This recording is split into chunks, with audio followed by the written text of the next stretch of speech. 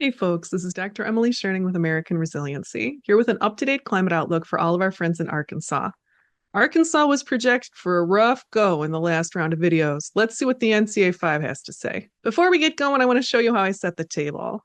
This is where to find the resources I'm going to use. I want you to be able to access them and judge their quality yourself. On my website, you'll go to the Resources tab, and that'll get you to the American Resiliency visualizations, and of course, also directly to the NCA 5, whose publicly available figures and data are a really important core piece of information for our climate outlooks. When we talk about climate, I think it's very important that we all get on the same page.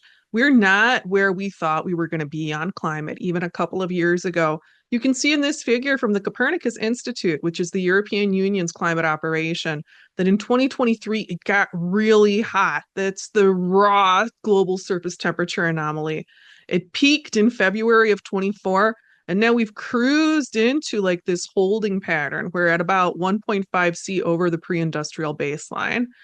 If it was going to cool off enough for us to fit on the models, we would have started seeing the cooling around here.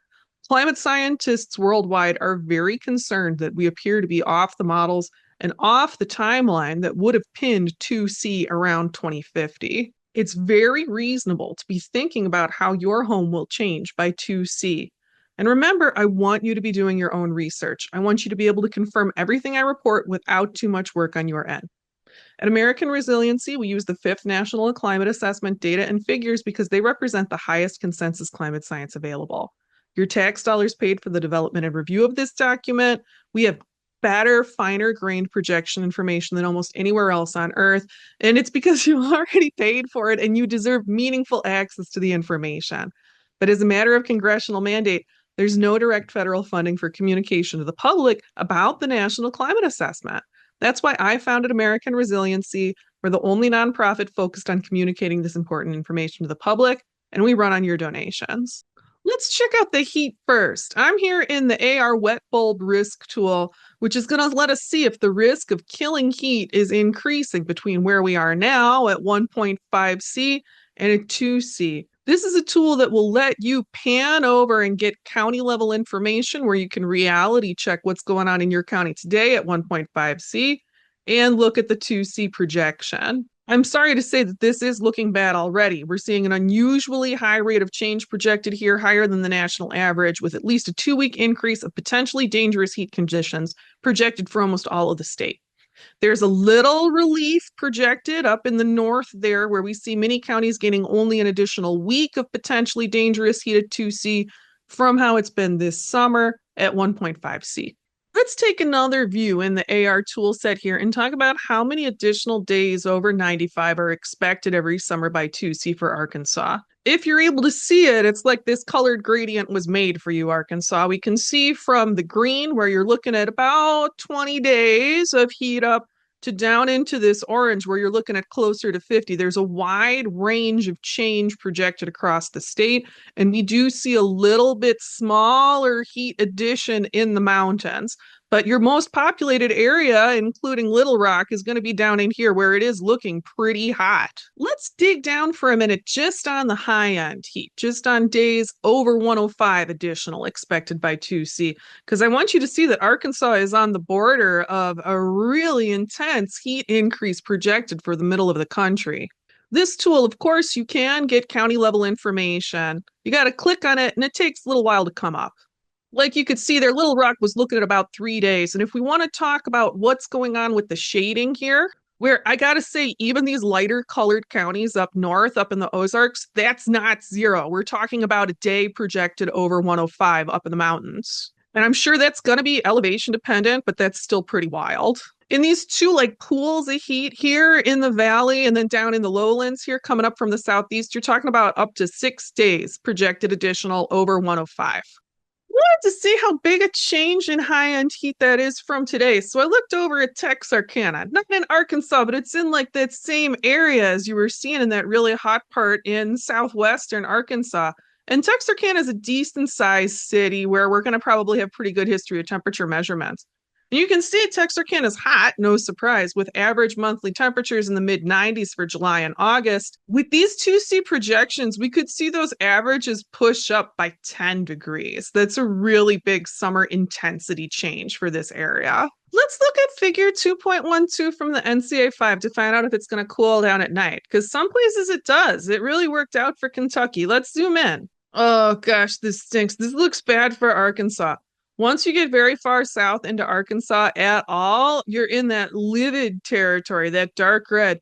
That means more than a month of additional nights over 70. That's going to be bad news for human health and for grain fill on conventional staple crops.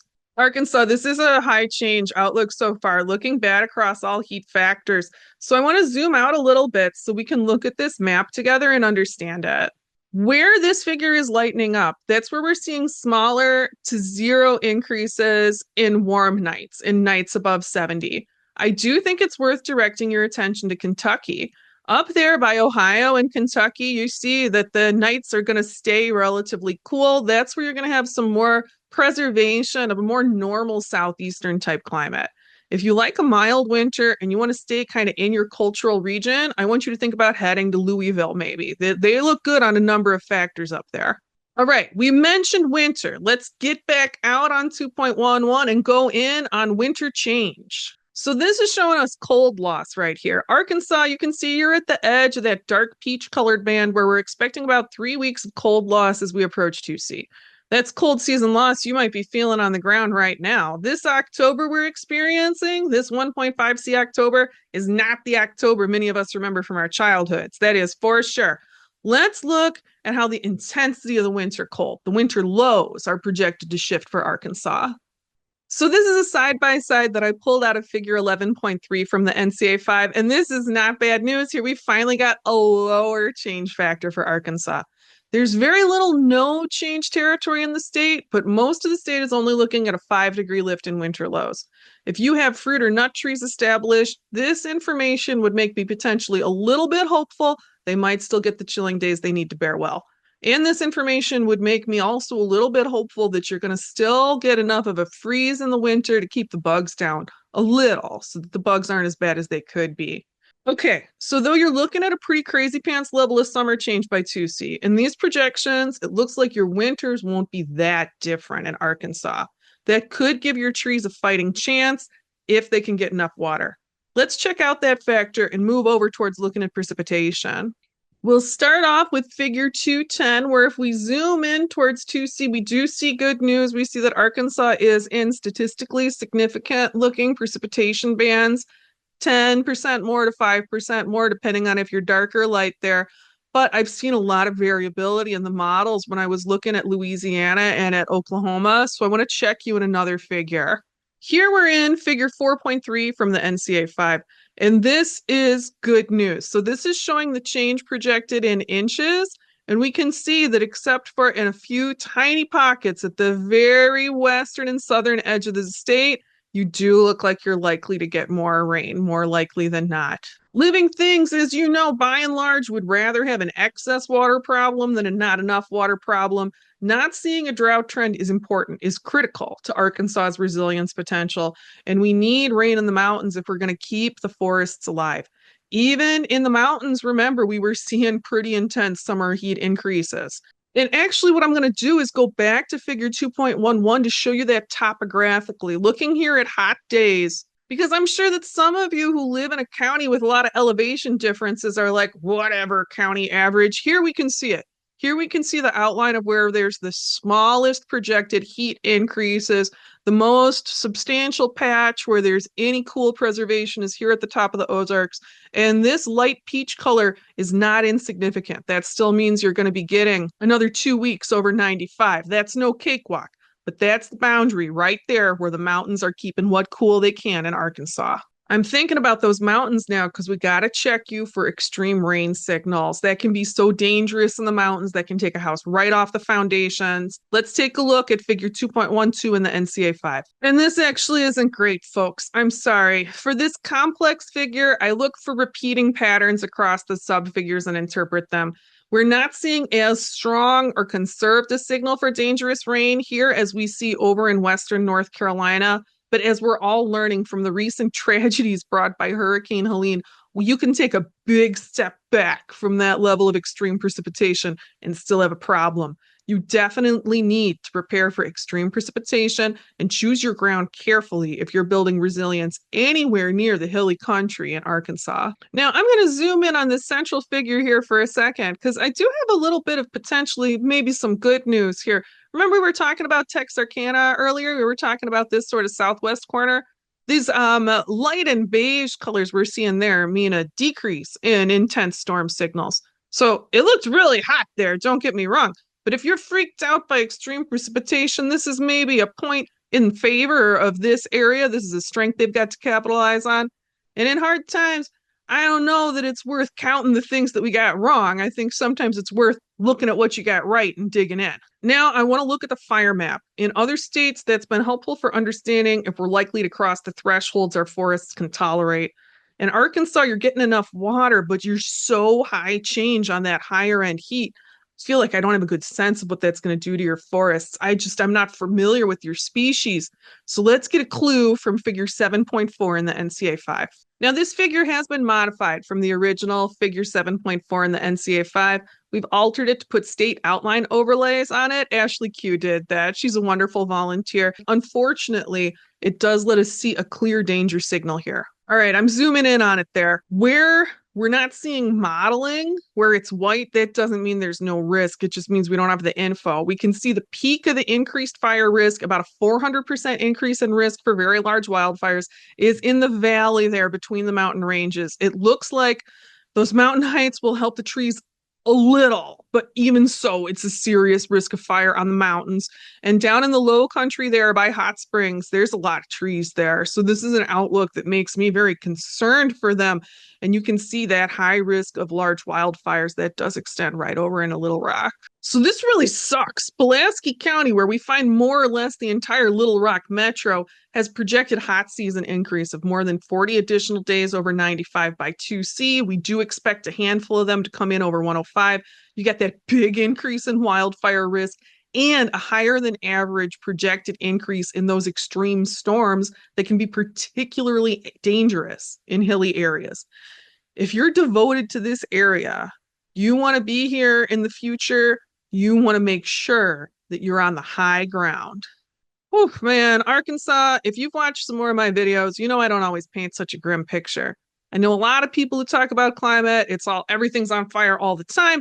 So you might be inclined to dismiss a grim outlook in that context. But I want to tell you, it's not looking this bad everywhere. In fact, this is an outlook I would put in my bottom 10 for the US. It's not typical that I see three major change factors lighting up in a dangerous way all at once, showing extreme heat, potential for flooding, deluge in a hilly environment, and potential for wildfire, all converging on Arkansas. That's a unique convergence of serious threats. And I'm sorry it's so rough. I know these are beloved landscapes where we're looking at a high rate of change. I know Arkansas is a state that values its natural beauty so highly. This 2C outlook is a heartrending blow for Arkansas. I wish I wasn't giving you such bad news, but if you want to stay here, this is a state where you really need to brace up because the future is looking like biblically bad. Many types of emerging threats, fire and deluge together. It's harder to prepare for multiple types of emerging hazards. Almost every place in the US has one big challenge coming up, and a lot of them have two. But 3 incoming threats on this scale at once is unusual. I would be surprised if Arkansas was able to mount an effective state-level response to this type of emerging threat profile. I sure hope the state can. I'm not ill-wishing you. But what I understand of Arkansas's state-level capacities, I don't know that an effective response is likely. I am sorry, but alongside Texas and Arizona, I'm calling Arkansas a get out. This is a scale and diversity of emerging threat I personally would consider packing up. And I don't think bad of anyone who wouldn't make the same decision. This is not a judgment call. It's just recommendation from a friend. I know that some of us are tied to the land and not everyone can leave. I know it's not always practical. No one's going to think you're dumb if you stay. If you're staying, though, you're going to need grace to get you through. And some good preps won't hurt. I'm updating my reasonable prep video. Inside the next couple of weeks, I'll be releasing my 2025 reasonable prep video. If you want to see what I'm talking about on that front, I put the 24 prep video in the video description here. I think there are ways we can frame our preparation around community resilience that will help our communities deal with the hard times that are coming. I don't know about you, but I don't feel I have time to cry about it. There's going to be enough time to cry later. We're still in the good times now, and these are good times to act. Let's get ready. Hey folks, thanks for watching. I want to take a moment to say thank you to the AR community, to the donors, to the volunteers, to everyone spreading the word online, and especially to everyone doing the work in your households and on the ground. It's thanks to all of you that I can keep doing this work, and I'm so grateful for your support. I'm glad to be getting ready with you, and I look forward to talking with you all again soon.